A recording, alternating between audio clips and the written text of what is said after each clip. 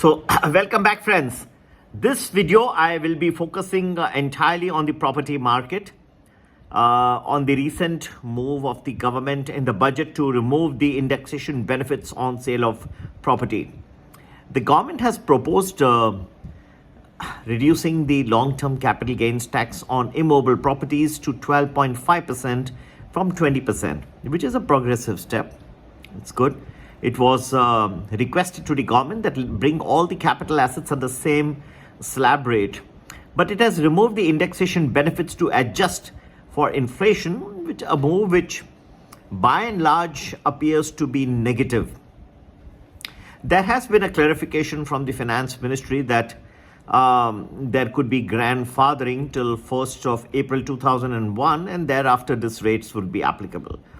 Now, as per the memorandum to the union budget, with the rationalization of the rate to 12.5%, the indexation that is available under Section 48 of the Income Tax Act is proposed to be removed for calculation of any long-term capital gains tax, which is presently available for property, for gold and other unlisted assets. So it applies to all these three. Now, this will ease the computation of capital gains for the taxpayer and for the tax administration. That's what the government is saying. Replying to the media queries, the Finance Secretary TV Somanathan has said that 12.5% without the indexation benefit is higher than the 20% with indexation. Okay, that's what he says. All right. Now, we chartered accountants have our own calculations as well. In 95% of the cases, then he repeats that this 12.5% will benefit, and due to this change, the middle class will benefit. The secretary also said that the indexation benefit would be applicable on properties. The indexation benefit would be applicable on properties bought before 2001. Now, the way we have done our analysis for properties more than 10 years old, the taxability of the long-term capital gain without indexation will have significant impact on the taxpayers. The indexation benefit was provided to increase the cost of the asset to the current value, and the gain is then computed against the sale consideration. So the gain itself will be so small that even if you have a higher rate of taxation, it would not help so much. Now, however, now the taxpayers will have to pay the tax on the difference between the actual cost and the sale consideration, which will be quite significant. The investor will end up losing money if the adjustment for inflation is not considered. This is quite a major path-breaking step. I personally told my team that let's read it 3 to 4 times and make sure, since we do taxation and tax filing work as well. I thought let's read it properly because I couldn't believe that this provision has come about. Okay, considering the long-term returns on the residential real estate sector, despite a reduction in the long-term capital gains tax rate, the removal of indexation benefit at the time of the sale of property is likely to result in a higher tax outgo and negative for the sector. That's why you saw many of the real estate stocks not doing well today, not performing. Unless some other clarification comes from the government, I will wait. What is good is good. The government has done very good work on the infrastructure, but why tamper with this? And what's so great about indexation? It's a simple calculation. There was nothing controversial or something that would trigger any litigation as such. Okay, it's tough, right? And it's largely negative for those people who are planning to sell their old properties, right? Unless the government now comes up with some further clarification.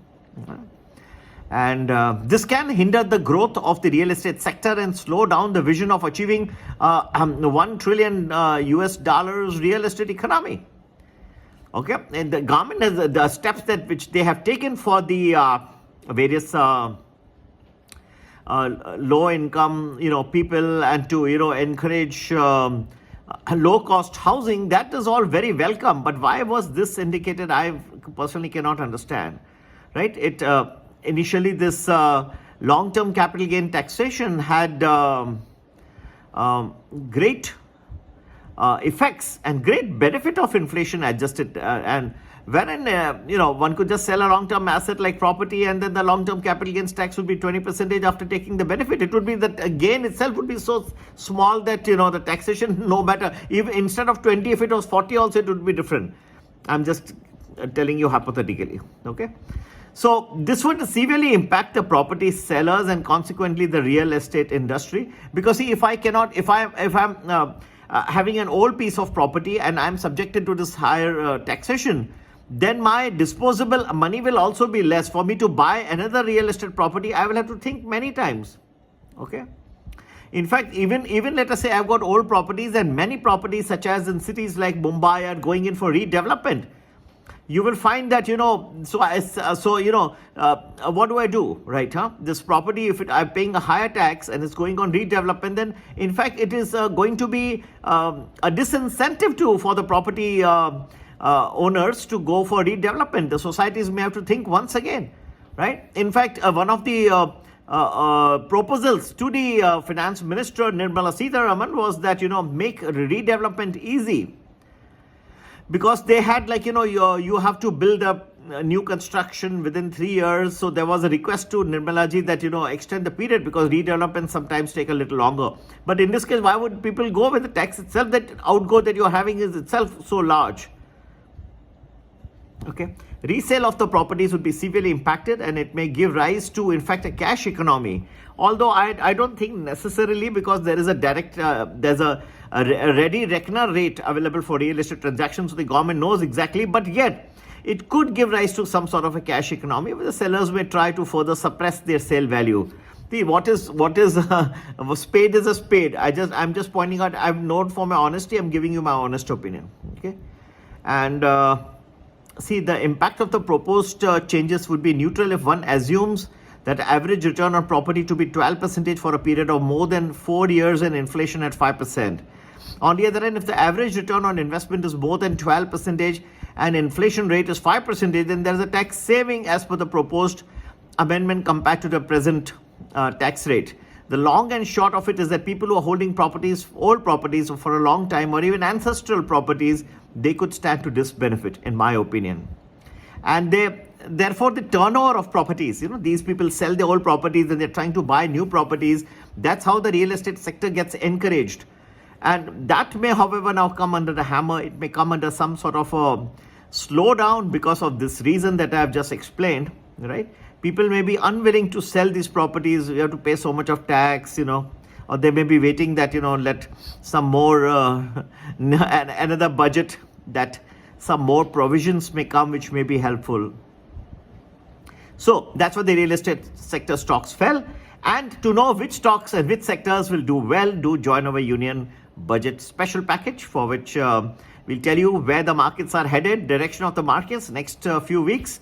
Also, we'll tell you which sectors and which stocks will benefit the most. You can join our Union Budget Package by WhatsApping us on 982-086-1044. Happy investing. Take care. Bye-bye.